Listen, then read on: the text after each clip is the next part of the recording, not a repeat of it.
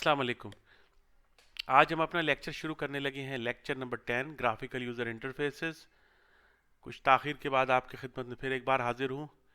मैं माज़रत चाहता हूँ कि मैं आपको जल्द से जल्द कोर्स मुकम्मल नहीं करा पा रहा। उसकी वजह यह है कि मैं ख़ुद भी वीयू का स्टूडेंट हूँ और ज़ाहिर है असाइनमेंट, क्विज़ेस और दीगर मसरूफियात की वजह से मैं थोड़ा सा टाइम नहीं दे पा रहा, लेकिन मेरी पूरी कोशिश है इंशाल्लाह कि मिड टर्म के एग्ज़ाम से पहले पहले मैं आपको पूरा कोर्स कवर करा दूँ। तो आइए शुरू करते हैं ग्राफिकल यूज़र इंटरफेसेस। तो अब तक हमने जितने भी लेक्चर्स में काम किया है वो ब्लैक एंड वाइट स्क्रीन थी। एक हमने बीच में एड्रेस बुक थोड़ी सी जीओआई की बनाई थी, आपने देखा होगा पिछले लेक्चर्स में मैंने आपको बना के दिखाई थी। लेकिन अब तक हमने तफसील से ग्राफिकल यूज़र इंटरफेसेस पे काम नहीं किया था। तो जीयूआई जावा में बाय डिफ़ॉल्ट सपोर्टेड हैं और ज़ाहिर है आजकल के दौर के हिसाब से आपको GUI एप्लीकेशन ही ज़्यादातर बनाते हैं। अगर आप डेस्कटॉप बेस्ड एप्लीकेशन बनाते हैं, इवन आप वेब एप्लीकेशन बनाते हैं, तो वहाँ पर भी आपको ग्राफिक्स वगैरह का इस्तेमाल थोड़ा बहुत होता है। लेकिन यहाँ जो हम जिक्र करने लगे हैं ये प्योरली जो है उससे रिलेटेड है, डेस्कटॉप रिलेटेड है, डेस्कटॉप एप्लीकेशन से डेवलपमेंट रिलेटेड है। तो आइए शुरू करते हैं। तो the graphical user interface is a visual interface in a program. To a program, GUIs are built from the GUI components, button, menus, labels and etc. तो आपने देखा होगा विंडोज़ में जब आप यूज़ करते हैं तो वहाँ पे चेक बॉक्सेस होते हैं, ड्रॉप डाउन लिस्ट होती हैं, टेक्स्ट बॉक्सेस होते हैं जहाँ पर आप अपना डेटा एंटर करते हैं, ड्रॉप डाउन में आप वैल्यू सेलेक्ट करते हैं। तो बहुत सारी चीज़ें होती हैं ग्राफिकल यूज़र इंटरफेस में जो ग्राफिक्स को यूज़ करते हुए हम अपनी एप्लीकेशन में यूज़ करते हैं। तो जावा में बाय डिफ़ॉल्ट ये चीज़ें दोनों मौजूद हैं। अच्छा, यहाँ पे जावा जब शुरू शुरू में बनाई गई तो उसके अंदर सिर्फ एक पैकेज इन्होंने डाला था जिसका नाम था AWT, advance windowing tool kit के नाम से, AWT के नाम से ये ये पैक जावा की लाइब्रेरी इन्होंने डाली थी, जावा 1, जावा 1.1 तक। उसके बाद फिर जावा 2 से उन्होंने जावा स्विंग के नाम से इन्होंने एक और लाइब्रेरी बनाई। तो ये दोनों एक जैसी ही हैं दोस्तों, कोई ज़्यादा फ़र्क नहीं है। मैं आपको फ़र्क सिर्फ इतना बता देता हूँ कि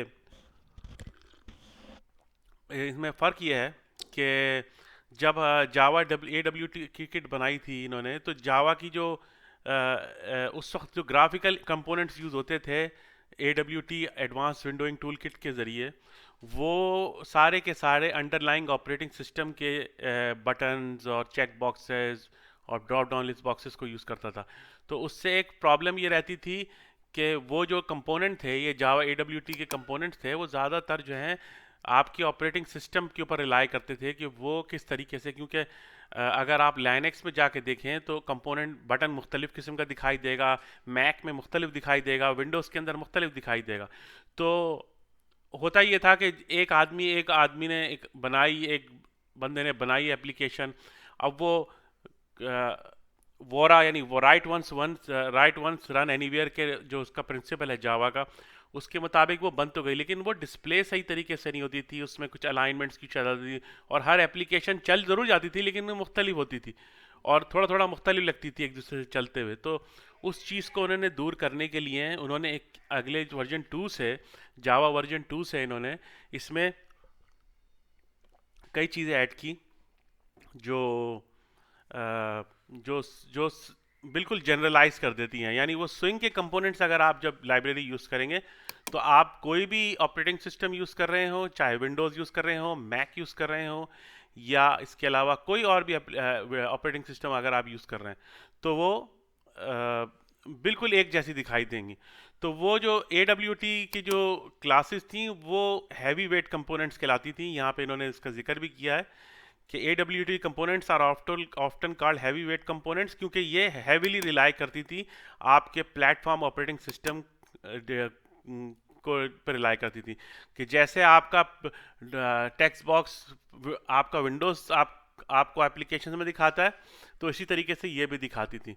और जिस तरीके से ड्रॉप डाउन दिखाता है विंडोज़, तो वैसे दिखाती है। लेकिन अगर आप इसको लाइनक्स में जाके चलाएंगे इसी एप्लीकेशन को, तो वहाँ थोड़ा सा मुख्तलिफ होगा। तो इस चीज़ को दूर करने के लिए और थोड़ा सा एडवांस करने के लिए इन्होंने लाइट वेट कंपोनेंट्स बनाए। लाइट वेट कंपोनेंट्स कहते हैं स्विंग की जो क्लासेस हैं, ये स्विंग की जो क्लासेस हैं। तो ये इन्होंने बनाई थी ताकि जो डिफरेंस है वो बिल्कुल ख़त्म हो जाए और बिल्कुल एक जैसी लगे एप्लीकेशन, चाहे वो किसी भी ऑपरेटिंग सिस्टम पे चल रही हो। तो ये लाइट वेट कंपोनेंट्स कहलाते हैं जो स्विंग के होते हैं, और जो हैवी वेट कंपोनेंट्स हैं वो AWT के कहलाते हैं। तो देखें यहाँ पे इन्होंने लिखा हुआ भी लाइट वेट कंपोनेंट्स कहलाते हैं। मैं हैंडआउट्स को रीड नहीं कर रहा क्योंकि मैं चाहता हूँ ज़्यादा से ज़्यादा प्रोग्रामिंग की तरफ कोडिंग करें हम, बजाय ये कि हम इसमें ज़ाया करें। जो इंपॉर्टेंट बात है वो मैं आपको वर्बली यहाँ पे बता दूंगा। तो जावा के स्विंग पैकेज के अंदर उसमें उन्होंने बहुत सारी चीज़ें डाली हैं जो कि AWT में भी मौजूद थी, लेकिन अब उन्होंने बिल्कुल यूनिफॉर्म कर दिया है सबको और बिल्कुल एक जैसा कर दिया है, और उससे किसी भी जो चीज़ है, मतलब जो लुक आउट है, जो लुक एंड फील है, वो उसमें कोई फ़र्क नहीं आता।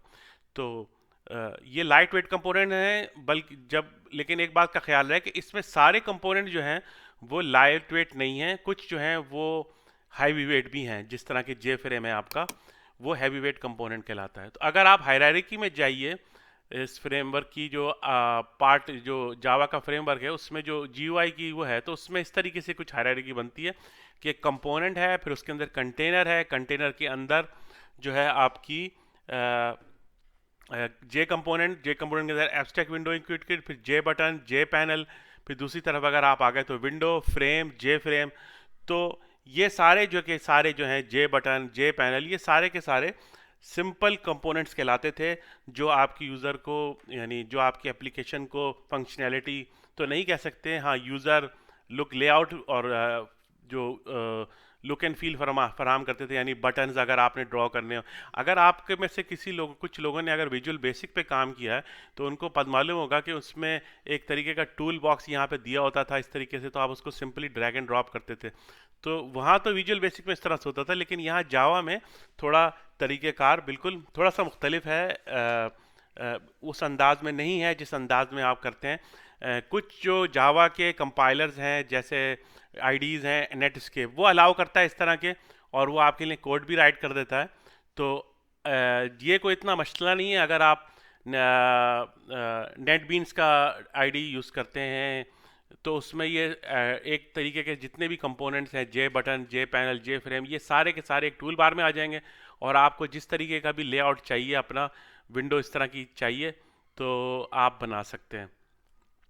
तो ये मैंने आपको लाइब्रेरी दिखा दी। इसकी तफसील में अगर आप जाना चाहें तो जावा की डॉक्यूमेंटेशन आप देख सकते हैं। तो आगे चलते हैं हम। मैं जल्दी जल्दी थ्योरी को कवर करूंगा और सीधा आपको कोड की तरफ ले जाऊंगा ताकि आपको अच्छी तरीके से समझ आ जाए।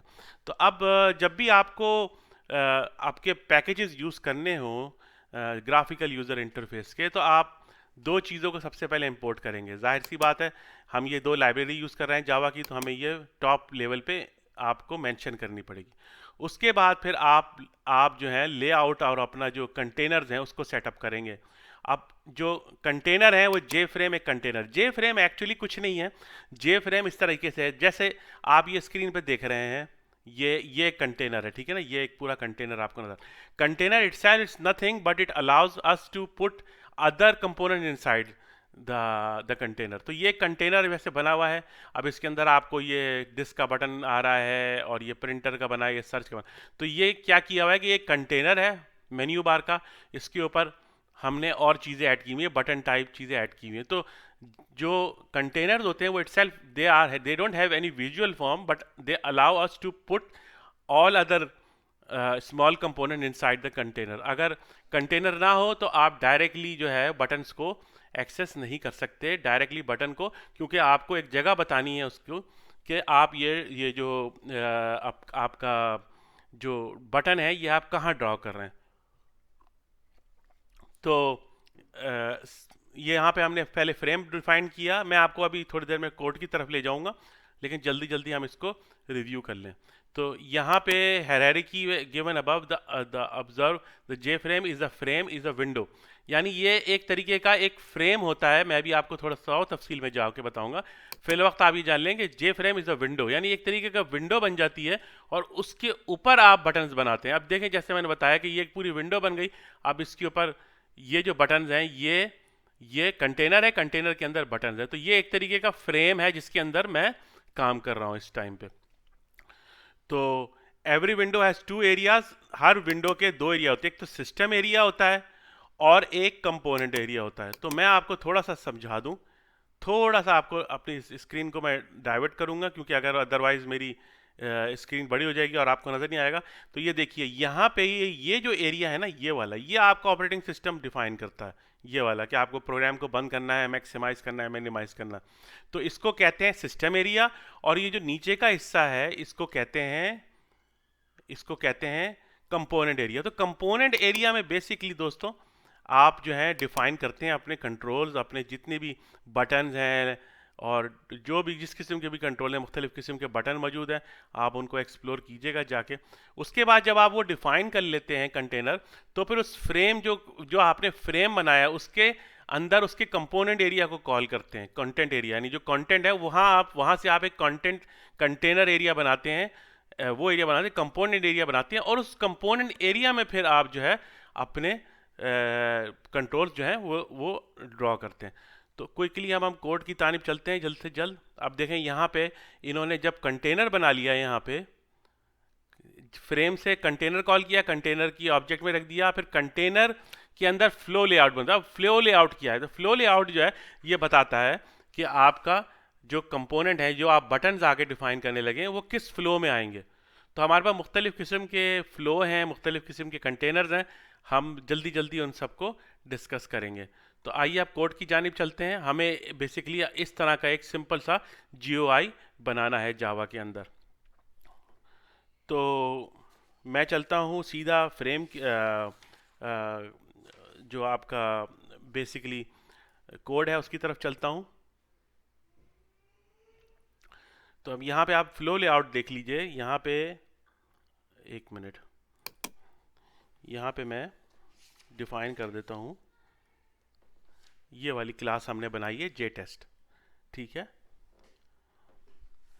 तो यहाँ पे एक हमने क्लास बनाई। अब देखें यहाँ पे हमने पहले फ्रेम बनाया, फिर एक टेक्स्ट फील्ड बनाई, फिर एक बटन बनाया। तो अब हम एक इस एग्जाम्पल के हिसाब से अगर देखें तो हम ये जो है ये सिस्टम एरिया है, ये कंपोनेंट एरिया। इस कंपोनेंट एरिया के अंदर आपने बटन डाला और टेक्स्ट बॉक्स डाला। तो ये आपको हिस्सा सिर्फ आपको इस चीज़ को यूज़ करने की इजाज़त है, इसको यूज़ आप नहीं कर सकते। सिर्फ यहाँ पे ज़्यादा आप यहाँ पे लेबल डाल सकते हैं एप्लीकेशन का, जो जैसा कि आप देख रहे हैं यहाँ पे ये नेम आ रहा है ना, इस तरीके से, बिल्कुल इस तरीके यहाँ पे भी नेम। लेकिन आप इसको और मैनिपुलेट नहीं कर सकते। लेकिन इधर आपका कंटेनर है, जो आपको फ्लो है वो यहाँ बनेगा और सारे बटन्स और जो ऑब्जेक्ट्स हैं वो यहाँ डिस्प्ले होंगे। तो कोड की तरफ चलते हैं। यहाँ पे देखें फ्रेम इन्होंने बना लिया, फिर टेक्स्ट बॉक्स बना लिया, फिर बटन बना लिया, फिर क्लास एक बना ली हमने, और इसको अलग से एक यहाँ पे इसी के अंदर मैंने मेन बता दिया। आप चाहें तो इन दोनों को अलग अलग भी क्लासेस जावा फाइल में कर सकते हैं, लेकिन मैंने आपको क्योंकि समझाने के लिए किया है, तो मैं वही कोड एग्जांपल यूज़ करूँगा जो आपके हैंडआउट में दिए हुए, ताकि आपको समझ आ जाए। तो हमने यहाँ पे फ्रेम यूज़ किया, उसके बाद उस फ्रेम के अंदर से कंपोनेंट एरिया को निकाला और को कंटेनर में डाल दिया। अब इस कंटेनर के अंदर आपने फ्लो लेआउट चेक करना है। फ्लो लेआउट में आपने बताना है कि किस तरीके का आप फ्लो चाहते हैं, यानी चीज़ें इस तरह से आएँ, इस तरीके से आएँ, या हॉरिजॉन्टली आएँ, वर्टिकली आएँ। तो ये आप फ्लो लेआउट में डिफाइन करते हैं। तो अब आप देखिए यहाँ पे हमने फ्लो लेआउट बना लिया। अब यहाँ पे मैं एक टेक्स्ट फील्ड बना रहा हूँ, ये वाली टेक्स्ट फील्ड जिसको जे टेक्स्ट फील्ड कहते हैं, और इसको कहते हैं जे बटन। तो मैंने एक जे फील्ड बनाई, जे बटन बनाया, फिर उसको उस कंटेनर के अंदर ऐड करा दिया। तो पहले आपने क्या किया, फ्रेम बनाया, फ्रेम से कंटेनर लिया, कंटेनर के अंदर आप अपने कंट्रोल्स रखेंगे। अगर आप कंटेनर नहीं यूज़ करेंगे तो आप कोई भी जावा का बटन या टेक्स्ट बॉक्स या ड्रॉप डाउन मेन्यू ये आप ड्रॉ नहीं कर सकते। उसके बाद आपने यहाँ पे एक लाइन दे दी कि भाई जब मैं इसको बंद करूँगा, इस विंडो को बंद करूँगा तो क्या होगा, तो प्रोग्राम क्लोज हो जाएगा। तो यहाँ आपने सेट डिफॉल्ट क्लोज ऑपरेशन बता दिया, और यहाँ पे एक कांस्टेंट डाल दिया जे फ्रेम का कि जब मैं ये कांटे का बटन दबाऊं तो प्रोग्राम को क्लोज करके प्रॉम्प्ट पे चले जाओ। और आपने यहाँ पे बता दिया कि इतना बड़ा साइज है, यानी मेरा इतनी बड़ी जो है ना, ये इतनी विड्थ है और इतनी हाइट है, यहाँ पे बता दी। यहाँ विड्थ और हाइट आपने दे दी, देखें यहाँ पे विड्थ और हाइट आपने दे दी। उसके बाद विजिबिलिटी को ट्रू कर दिया। तो पहले आप फ्रेम बनाएं, फिर कंटेनर उसमें से निकालें, कंटेनर में कंपोनेंट्स डालें, उसके बाद आप उसमें उसकी चीज़ों को सेट करके फिर फाइनली उसको अलाइव करें, उसको विजिबल करें यूज़र को।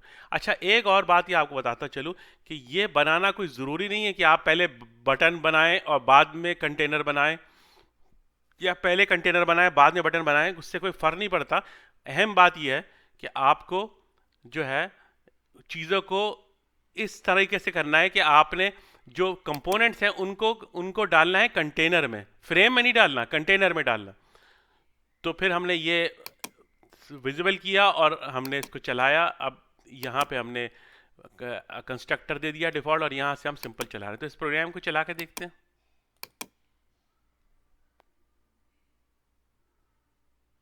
तो देखिए दोस्तों, ये प्रोग्राम बन गया। इसको मैं थोड़ा सा नीचे कर लूँ, मेरी स्क्रीन थोड़ी सी गड़बड़ कर रही है, तो मैं कोशिश करता हूँ इसको थोड़ा सा सेट करने की। थोड़ा सा ऊपर जाता हूँ मैं, थोड़ा सा बेयर कर लीजिएगा। देखें यहाँ पे आप देख रहे हैं ये सिस्टम एरिया है, ये इसने एक्चुअली ऊपर दिखाया हुआ मुझको। मैं थोड़ा सा स्क्रीन को अब कोशिश करूँगा कि बड़ा कर लूँ, और ये देखिए आप,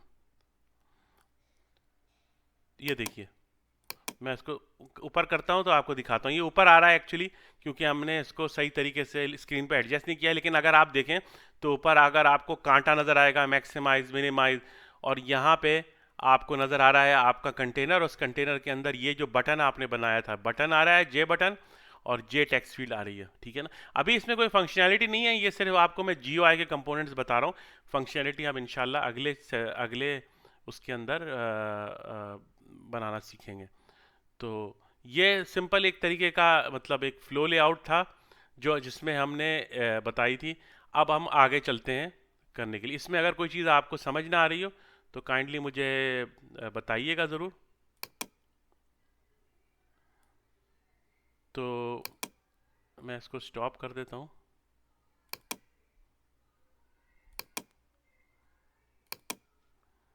इसको मैं स्टॉप कर देता हूँ ताकि आपको समझ आ जाए, और फिर मैं अपने कोड की जानिब चलता हूँ, हैंडआउट्स की जानिब चलता हूँ। तो ये हमने बना के देखा। अभी अभी इसमें कोई फंक्शनैलिटी नहीं है, ना आपको इसके बारे में परेशान होने की ज़रूरत नहीं है। अभी आप अगर ये बटन बनाएंगे भी तो बटन दबाने से कुछ नहीं होगा, सिंपल है कि ये मतलब ग्राफिकल यूज़र इंटरफेस। हम इंशाल्लाह अगले चैप्टर में जब हम इवेंट्स के बारे में बात करेंगे तब हम इसमें आपको ये बटन में दबाएंगे। बटन दबा के यहाँ पर अगर हम कोई चीज़ डिस्प्ले कराना चाहते हैं तो वो कैसे होता है। तो अगला आगे हम कोड की तरफ चलते हैं। तो ये देखें, ये पूरा कोड जो मैंने अभी आपको चला के दिखाया। अच्छा, ये लाइन अगर आप नहीं डालेंगे ना दोस्तों तो फिर आपका प्रोग्राम बंद होके प्रॉम्प्ट पे नहीं आएगा, वहीं का वहीं खड़ा रहेगा। अगर ये लाइन नहीं डालेंगे आप कि भाई डिफ़ॉल्ट क्लोज का ऑपरेशन क्या है, तो जावा को पता नहीं लगेगा कि क्लोज क्या करना है। तो जावा का रन टाइम उसे चलाता रहेगा जब तक आप अपने कंप्यूटर रिस्टार्ट नहीं कर देते या रन टाइम किसी तरीके से उसको जो है वो नहीं कर देता, क्लोज नहीं कर देता। तो ये मैंने आपको बता दिया। अब हम आगे चलते हैं लेआउट मैनेजर्स। अब लेआउट मैनेजर में मैंने आपको बताया है कि फ्लो लेआउट होता है जो हमने अभी इससे पहले एग्जांपल में यूज़ किया। ग्रिड लेआउट है, बॉर्डर लेआउट है, बॉक्स लेआउट है, कार्ड लेआउट है। तो ये मुख्तलिफ किस्म के लेआउट हैं। ये आपको अपनी स्क्रीन के हिसाब से, आपके रिक्वायरमेंट के हिसाब से लेआउट बनाने की फैसिलिटी प्रोवाइड करते हैं। तो ये आप पे डिपेंड करता है कि आप अपनी एप्लीकेशन को किस तरीके से बनाएंगे। तो अब हमें अगली एग्जांपल में एक छोटा सा कैलकुलेटर का लेआउट बना के देखेंगे। तो हम करते ये हैं, ये सारे के सारे बेसिकली इस्तेमाल नहीं होते हैं। यहाँ पे फ्लो लेआउट, ग्रिड लेआउट और बॉर्डर लेआउट ये मेजर इस्तेमाल होते हैं। तो हम इन्हीं तीनों को डिस्कस करेंगे। फ्लो लेआउट तो मैंने आपको बता दिया। अब मैं चलता हूँ ग्रिड लेआउट की तरफ। तो ग्रिड लेआउट में भी चीज़ें तकरीबन वैसी ही हैं। देखें यहाँ पे फ्लो लेआउट इन्होंने लिखा, यहाँ पे पहले इंपोर्ट करा ली चीज़ें, फिर फ्रेम डिफाइन किया, फिर बटन 4 या 5 बटन ले लिए इन्होंने, ठीक है। उसके बाद कंटेनर से, फ्रेम से कंटेनर लिया, कंटेनर में डाला। फिर लेआउट हमने डिफाइन किया कंटेनर का कि भाई हमें फ्लो लेआउट चाहिए। तो अब फ्लो लेआउट में होता क्या है और ग्रिड लेआउट में क्या होता है, ये हम कोड में आपको चला के दिखाता हूँ। मुझे उम्मीद है कि कोड जो है उसमें इतना हो जाएगा कि मैं आपको विजिबल करा दूँ। तो ये हमारा कोड है जो हैंड आउट में दिया हुआ है, ठीक है। यहाँ पे बटन्स वगैरह दिए हुए हैं, देखें बहुत सारे। अब मैं इसको चलाता हूँ।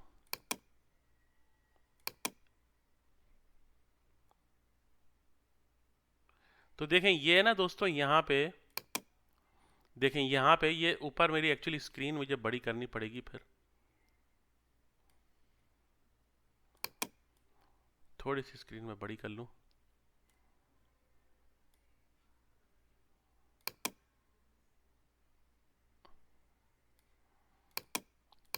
ये एक्चुअली मेरा जो स्क्रीन की विड्थ है वो अलाउ नहीं कर रही है मुझे, और ये यहाँ डिस्प्ले कर रहा है। लेकिन एनीवे मैं आपको समझा देता हूँ। तो ये विंडो पर डिस्प्ले हो रही है। अब आपने फ्लो लेआउट किया, तो फ्लो में क्या होता है कि वो एक के बाद दीगरे बटन्स को डाल रहा है। अब यहाँ पे हमने नेक्स्ट स्लाइड बनाया, उसके बाद प्रीवियस स्लाइड बनाया, तो वो इसके बाद आ गया।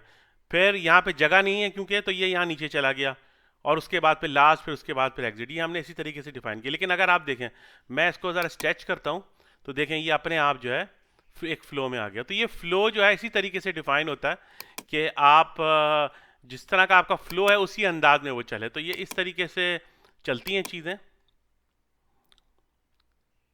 अगर आप फ्लो लेआउट यूज़ करते हैं। तो फ्लो का मतलब ये होता है कि एक फ्लो के अंदर आप जो है दिखाना चाहते हैं। तो अगर आप उसमें स्क्रीन बड़ी छोटी करेंगे तो बटन आपके ऑटोमेटिकली एडजस्ट हो जाएंगे फ्लो के हिसाब से। तो मैं इसको क्लोज कर देता हूँ। मुझे उम्मीद है ये समझ आ गया होगा। तो ये फ्लो लेआउट आपको समझ में आ गया होगा। मैं आगे जाके इसको कोशिश करता हूँ कि ये देखिए यहाँ पे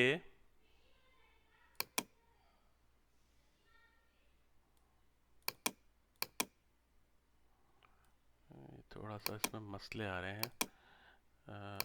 ये देखिए अब यहाँ पे इसको मैं थोड़ा सा छोटा कर दूँ स्क्रीन को, ताकि आप समझ जाएं। तो देखिए यहाँ पे ये आपके पास एक फ्लो लेआउट है। अब इसको छोटा करूँगा तो देखें ये बिल्कुल वो हो गए। इस तरह बिल्कुल छोटा कर दिया तो ज़ाहिर है आगे जगह नहीं है राइट हैंड की तरफ, तो वो नीचे चलेगा। अब अगर इसको मैं चौड़ा करता चला जाऊँगा तो वो एक के बाद दूसरे, तो फ्लो एक के बाद दूसरा, दूसरे के बाद तीसरा, इस तरीके से फ्लो लेआउट काम करता है। अब हम हैंडआउट्स की तरफ चलते हैं, अगले अगले ग्रिड लेआउट को समझने की कोशिश करते हैं। ये सारी एग्जांपल्स आपके कोड में दी हुई हैं, आप चला के देख सकते हैं। ये मैंने आपको बताया था कि ये किस तरीके से होता है। तो यहाँ पे इन्होंने बताया हुआ भी है कि the size of the line depends upon the grid size of your frame. If you stretch your frame while your program is running your GUI will be disturb. तो ये डिस्टर्ब हो जाएगी इस तरीके से अगर आप उसको इस फ्लो लेआउट यूज़ करते हैं। ये आपकी सिचुएशन पे डिपेंड करता है कि आप कौन सी चीज़ आप यूज़ करना चाहते हैं। तो आगे चलते हैं। अब यहाँ पे देखिए इन्होंने फ्रेम लेयर बनाई, तो यहाँ पे विड्थ बना दी। तो ये जो पूरा साइज आप देख रहे हैं इसका, इसकी विड्थ और हाइट आपने बता दी कि ये विड्थ हाइट ये है मेरी, विड्थ इतनी है, हाइट इतनी है। तो ये आपने यहाँ डिफाइन कर दी। तो जैसा मैंने बताया कि आप पहले फ्रेम बना लें, सॉरी पहले आप कंटेनर बना लें या पहले बटन बना लें, उससे कोई फ़र्क नहीं पड़ता। लेकिन आप जब बटन्स को डालेंगे तो वो कंटेनर्स में ही डालेंगे, चाहे आप आगे पीछे करके बनाएं, उससे कोई फ़र्क नहीं पड़ेगा। तो यहाँ पे मैंने आपको पूरा बता दिया है। अब लेआउट मैनेजर्स की तरफ, ये जो फ्लो लेआउट मैंने आपको समझा दिया है। अब हम चलते हैं अपने ग्रिड लेआउट की तरफ। तो ग्रिड बिल्कुल बिल्कुल मैट्रिसेस की तरह काम करता है। अगर आपने मैथ्स में मैट्रिसेस पढ़े हैं तो बिल्कुल लेआउट जो है, ग्रिड जो है, बिल्कुल उसी तरीके से काम करता है, जिसमें रो और कॉलम होते हैं। अब आप देखें इसमें दो कॉलम हैं और 3 रो हैं। तो ये पहला कॉलम है और ये दूसरा कॉलम है, ठीक है ना। और ये पहली रो है, ये दूसरी है और ये तीसरी है। तो इसमें अगर हम इसको इस तरह से अपना फ्लो ग्रिड लेआउट बनाना चाहते हैं तो ये बिल्कुल ग्रिड की तरह रो और कॉलम में आ जाएगा। तो ये मुख्तलिफ चीज़ें जावा में दे रखी हैं इन्होंने कि ये किस तरीके से होती हैं। तो अब मैं इसका कोड आपको चला के दिखा दूँ ताकि आपको समझ में आ जाए। तो ये ग्रिड लेआउट है। यहाँ पे आप देखिए बिल्कुल इसी तरीके से जे फ्रेम बनाया, इसमें ग्रिड लेआउट लिख दिया, ठीक है। फिर कंटेनर बनाया, कंटेनर के अंदर बटन्स डाले, चीज़ें डाली, और उसके बाद इसको बताया कि क्लोज करने पे तुम्हें क्या करना है, विड्थ और हाइट डिफाइन की, विजिबल ट्रू कर दिया, तो वो डिस्प्ले हो जाएगा। अगर मैं इसको फॉल्स कर दूंगा तो ये बना तो लेगा मेमोरी के अंदर लेकिन डिस्प्ले नहीं कराएगा। लेकिन जाहिर है जब आपने एक चीज़ बनाई है तो अगर आप उसे डिस्प्ले नहीं करा रहे तो फिर फ़ायदा क्या। तो जाहिर है ये आपको करना पड़ेगा। ये कुछ इस तरह के मैकेनिज्म है जावा में जो आपको करने पड़ेंगे, क्योंकि इसी तरीके से उसको इसमें डिफाइन किया गया। तो मैं आपको चला के दिखाता हूँ।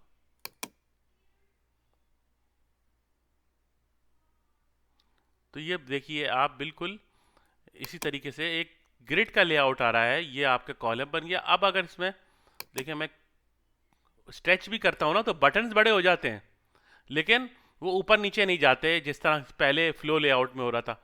तो ये देखें, ये बटन मैंने बना लिए, ये सारे बना लिए। अब मैं इसमें क्लोज करूंगा तो ज़ाहिर है ये क्लोज हो जाएगा। यहाँ पे मैंने इसको दिया एग्जिट ऑन क्लोज, तो जब मैं इसको क्लोज वर्ड दबाऊंगा तो ये क्लोज हो जाएगा। तो ये अब अगर आप इसको इस तरह से जावा को कोड को आप चलाएंगे, ये सारे क्योंकि स्विंग के कंट्रोल यूज़ हो रहे हैं, AWT के नहीं यूज़ हो रहे हैं, क्योंकि आजकल जो मॉडर्न वे है उसमें जावा FX या जे जे जावा स्विंग्स ही यूज़ होती है। तो उसमें इस तरीके से ये स्विंगी को यूज़ किया जाता है आमतौर पे जब भी आप GUI एप्लीकेशन बनाते हैं जावा में। तो ये ग्रिड लेआउट था। ग्रिड लेआउट में भी बिल्कुल ऐसा ही था कि आपने पहले फ्रेम बनाया, फिर लेआउट बनाया, फ्रेम से ये कंटेनर बनाया, कंटेनर में आपने अपने और ऑब्जेक्ट्स डाले, उसके बाद आपने उसकी साइज डिफाइन की, विजिबल किया। तो ये बिल्कुल उसी तरीके का कोड है, आप अपने हैंडआउट्स में दे के चेक कर लीजिएगा। तो अच्छा, एक और बात कि अगर आप चाहें, अब देखें यहाँ पे अगर हम देखें, यहाँ पे अगर हम देखें तो आप देख रहे हैं कि ये इसके अंदर बीच में स्पेस नहीं है। अगर आप चाहते हैं कि थोड़ा सा स्पेसिंग देना चाहें, हॉरिजेंटल एंड वर्टिकल स्पेसिंग देना चाहें, तो उसके लिए यहाँ पे थोड़ी सी प्रोविजन इन्होंने ये दी हुई है कि जब आप डिफाइन करें साइज, तो यहाँ पर आप इसको बता दें कि मुझे 10 पिक्सल्स वो रखनी है हॉरिजेंटल और 20 पिक्सल वर्टिकल रखनी।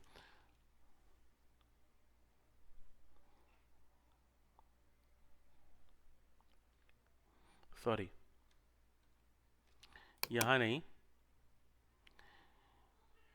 ग्रिड लेआउट, सॉरी, यहाँ पे हम देंगे। जब हम ग्रिड बनाएंगे तो हम उन्हें बताएंगे कि दोनों ऑब्जेक्ट के दरमियान कितनी स्पेसिंग रखनी है। तो आप यहाँ पे देते 10,20, यानी आपने इतनी स्पेसिंग देनी है। तो अब आप चला के दिखाऊंगा मैं आपको कोड को। तो ये देखिए, इतने स्पेसिंग दे दी दोनों की। इससे पहले स्पेस नहीं था, लेकिन जब हमने ये वाला पैरामीटर दो दिए 10 और 20, तो 10 पिक्सल इसने हॉरिजेंटल स्पेस दे दी और वर्टिकल में इसने 20 का स्पेस दिया, यानी इसके दरमियान 20 पिक्सल्स का वो है। जब दूसरा रो शुरू होगी तो 20 पिक्सल्स का, ये देखें बीच में ये स्पेस आ रहा है और ये स्पेस आ रहा है, ये इन दोनों की वजह से आ रहा है। अगर मैं इसको हटा देता हूँ तो फिर जब मैं दोबारा चलाता हूँ अपना प्रोग्राम, तो ये देखिए स्पेस दोबारा से ख़त्म हो गया। तो ये था ग्रिड लेआउट। बिल्कुल इसी तरीके से ग्रिड लेआउट इसी तरीके से होता है कि भाई आप जैसे कोई चीज़, जैसे आप कैलकुलेटर है विंडोज़ का, कैलकुलेटर है तो वो बनाना चाहें, जिस तरीके से देखें ये विंडोज़ का कैलकुलेटर है, तो इस तरीके से ये ग्रिड टाइप का लेआउट बना हुआ है। ये तो खैर जावा में नहीं बना हुआ, ये तो विंडोज़ के अपने C++ में या विंडोज़ की अपनी कोई लैंग्वेज में नेटिव में बना हुआ है। लेकिन कॉन्सेप्ट मैं आपको बता रहा हूँ कि ये बिल्कुल ग्रिड की तरह का लेआउट आ रहा है। तो हम भी इसी तरीके का एक लेआउट बनाएंगे विंडोज़ के कैलकुलेटर की तरह। आगे एक एग्जाम्पल में आपको मैं जाके समझाऊंगा। अब हम चलते हैं अपने आखिरी लेआउट पे, वो है बॉर्डर लेआउट। ठीक है, तो हैंडआउट्स की तरफ चलते हैं दोबारा से। अब बॉर्डर लेआउट जो है वो डिवाइड होता है रीजन्स के अंदर। वेस्ट पे क्या रखना है, सेंटर पे क्या रखना है, ईस्ट पे क्या रखना है, नॉर्थ पे क्या रखना है, साउथ पे। तो इसके 5 रीजन्स होते हैं, आप रीजन वाइज उसको डिफाइन करते हैं। Components are added into specific region. आप बताएंगे कि भाई बटन को मैंने वेस्ट पे रखना है या ईस्ट पे रखना है, सेंटर में रखना है, नॉर्थ पे रखना है, साउथ पे रखना है, तो ये आपको बताना पड़ेगा। If any region not filled, the filled region will occupy the space but the center region will still appear as a background if it container। तो अगर वो आप उसको फिल नहीं करेंगे तो वो ऑटोमेटिकली ऑक्यूपाई कर लेगा, लेकिन जो सेंटर है वो अपनी जगह पे रहेगा, साकेत वो नहीं चेंज होगा। तो only one component can be added to each region, यानी आप यहाँ पे एक चीज़ डाल सकते हैं, एक एक कंपोनेंट डाल सकते हैं, एक से ज़्यादा नहीं डाल सकते। अभी यहाँ मैं आपको एग्जांपल दिखा के चला के दिखाता हूँ, तो उसमें आपको अंदाज़ा हो जाएगा कि मैं कहना क्या चाह रहा हूँ। तो बिल्कुल उसी तरीके से यहाँ आपने बॉर्डर लेआउट दे दिया, फ्रेम से आपने कंटेनर लिया, फिर आपने बटन्स बनाए, फिर आपने बता दिया कि भाई ये आप ऐड करेंगे कंटेनर में नॉर्थ की तरफ बटन 1 को, ठीक है, ऊपर डालेंगे।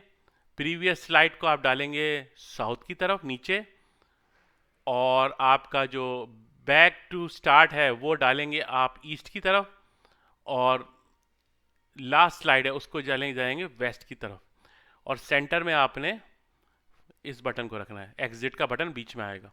तो एग्जाम्पल चला के देखते हैं।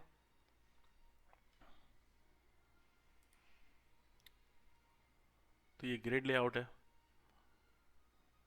Border layout sorry. इसमें हम चला के देखते हैं, ये वही कोड है बिल्कुल। अब देखें,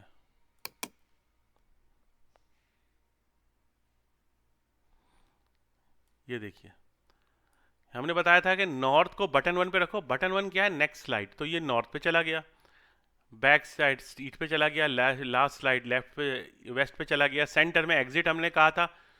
तो हम इसमें हम इसको बॉर्डर के हिसाब से कर सकते हैं, लेकिन हम एक से ज़्यादा कंपोनेंट यहाँ नहीं डाल सकते। अब हम आगे जाके कैलकुलेटर बताएंगे, फिर मैं आपको बताऊंगा कि आप किस तरीके से इन सबको मुश्तरका तौर पे भी आप लेआउट को यूज़ कर सकते हैं, और आप अलहदा भी यूज़ कर सकते हैं। अच्छा, एक बात आपको बताता चलूँ, यहाँ पे मैंने जो एग्जाम्पल है बुक की वो कंपोजिशन से रिलेटेड है। यानी कंपोजिशन में ये था कि हमने एक क्लास बनाई, उसके अंदर फ्रेम डिफाइन किया। लेकिन बाज़ एग्जाम्पल में आप देखेंगे, बाज़ बुक्स की एग्जाम्पल में, कि आपको वो यहाँ उसने एक्सटेंड किया होता है, एक्सटेंड्स जे फ्रेम। तो उसने क्लास को इटसेल्फ जे फ्रेम बनाया था, तो वहाँ पे, और इसमें कोई फ़र्क नहीं है, आप चाहे इनहेरिटेंस से यूज़ कर लें या कंपोजिशन से यूज़ कर लें, कोई फ़र्क नहीं पड़ता। लेकिन जब आप कंपोजिशन से यूज़ करेंगे तो उसमें आपको फ़र्क ये मिलेगा कि आप जो है, फिर ये लेआउट आपको यहाँ फ्रेम बनाने की जरूरत नहीं, क्योंकि आपका ये जो बॉर्डर लेआउट है, ये जो क्लास है ऑलरेडी एक्सटेंड कर रही है फ्रेम से, तो ये ऑलरेडी आपके उसमें मौजूद होगा। तो यहाँ जब आप ये कंटेंट कर रहे हैं तो ये आपको डिफाइन नहीं करना पड़ेगा, क्योंकि आपकी क्लास इटसेल्फ जो है वो फ्रेम से इनहेरिट हो रही है। आप देखेंगे इंटरनेट पे बहुत सारी एग्जांपल्स मौजूद हैं। तो कोशिश कीजिएगा कि जे फ्रेम यूज़ करें। अब हम आगे जाके मैं आपको बताता हूँ कि हम छोटा सा अगर हम बनाना चाहें कैलकुलेटर, तो एक चीज़ होती है जे पैनल। तो ये एक जनरल पर्पस कंटेनर है, ठीक है। आगे चलते हैं। जनरल पर्पस कंटेनर है, complex GUI. For the discussion above, it seems that the basic layout managers may not help us in constructing the complex GUI. तो जो बेसिक किस्म के लेआउट मैंने आपको बताए, जो कि थे, मतलब अभी हमने पढ़े हैं, फ्लो लेआउट है, ग्रिड लेआउट है, बॉर्डर, तो उससे ये सब चीज़ें नहीं बन सकती, क्योंकि वो एक से ज़्यादा कंपोनेंट्स आपको अलाउ नहीं करते। तो अगर आपको कम्प्लेक्स बनानी हो तो उसके लिए आप क्या करेंगे, तो हमें यहाँ इन्होंने बताया कि हम क्या कर सकते हैं।